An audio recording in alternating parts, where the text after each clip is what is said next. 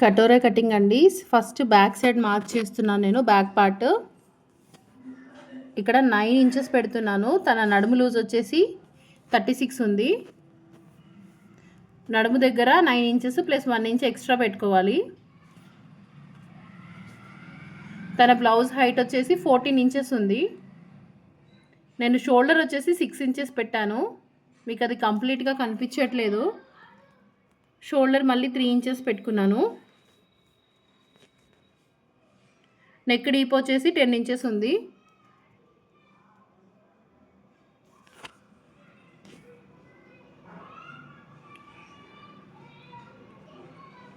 Back అయితే same మనము as tease మనము నార్మల్ బ్లౌజ్ ఎలా కట్ చేస్తామో సేమ్ అలానే మార్క్ చేసుకొని పెట్టుకోవాలి. సో ఇప్పుడు ఫ్రంట్ పార్ట్కి వచ్చేసరికి కటోరా కటింగ్ కాబట్టి మనం ఫస్ట్ ఒక పేపర్ పైన డ్రాఫ్ట్ చేసుకోవాలి సేమ్ బ్యాక్ పార్ట్ని. నేను సేమ్ యాజ్ టీజ్ ఎలా ఉందో అలానే డ్రాఫ్ట్ చేస్తున్నాను. ఫ్రంట్ నెక్ డీప్ వచ్చేసి తనది 7 ఇంచెస్ ఉందండి. 7 ఇంచెస్ దగ్గర నేను జస్ట్ ఒక రౌండ్ కర్వ్ డ్రా చేసుకున్నాను. తన చెస్ట్ పాయింట్ వచ్చేసి 11 ఇంచెస్ ఉంది. సో కిందకి 2.5 పెట్టుకొని స్ట్రైట్ లైన్ డ్రా చేసుకున్నాను. మనం యాజ్ టీజ్ ఇటువైపు 1 ఇంచు అటు 1.5 మన నెక్ వైపు యాజ్ టీజ్ పెట్టేసేయాలి. ఇక్కడ 4.5 అండి. మనం నెక్ దగ్గర ఎక్కడైతే కర్వ్ తీసుకోవాలనుకుంటున్నామో మనము ఖర్చు వైపు నుంచి 5 ఇంచెస్ పెట్టాలి. అక్కడ 4.5 పెట్టాలి. చంక దగ్గర నుంచి ఒక 2 ఇంచెస్ చూసుకొని మనము కటోరా కర్వ్ అనేది డ్రా చేసుకోవాలండి. యాజ్ టీజ్ ఫ్రంట్ ఎలా కట్ చేస్తామో అలానే కట్ చేస్తున్నాను. ఇప్పుడు ఇక్కడ నెక్ షేప్ దగ్గర నుంచి నేను 4.5 ఏదైతే పెట్టానో మనం ఆ షేప్ డ్రా చేసుకున్న యాజ్ టీజ్ కట్ చేసుకోవాలి.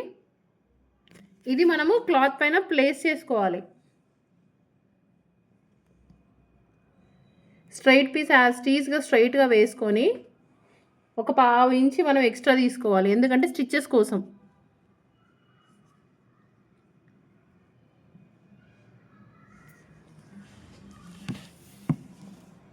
ఇక్కడ ఈ పార్ట్ మాత్రం కటోరా ఏదైతే మనం చేస్తున్నామో దాన్ని క్రాస్గా వేసుకోవాలి.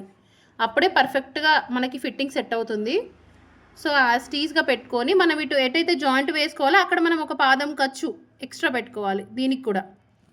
సో అందుకే అండి పర్పస్ అదే, మనం పేపర్ పైన చేసుకోవడానికి ఆ పాదం ఖర్చు మనం ఎక్స్ట్రా తీసుకోవడం కుదరదు కాబట్టి సో మనం పేపర్ పైన వేసుకొని ఇక్కడ క్లాత్ పైన డ్రాఫ్ట్ చేసుకుంటే మనకి కటింగ్ ఈజీగా ఉంటుంది. బ్లౌజ్ ఫిట్టింగ్ కూడా పర్ఫెక్ట్గా సెట్ అవుతుంది. సో యాజ్ టీజ్గా పేపర్ ఏ విధంగా అయితే నేను డ్రాఫ్ట్ చేసుకున్నానో యాజ్ టీజ్ అలా పెట్టేశాను. ఈ కట్స్ అనేది మనం ఎక్కడ ఎటువైపు జాయిన్ చేస్తున్నామో అక్కడ మనము కట్స్ ఇచ్చుకోవాలి. స్టిచ్ చేసేటప్పుడు మనకి ఈజీగా ఉంటుంది. సో ఇటు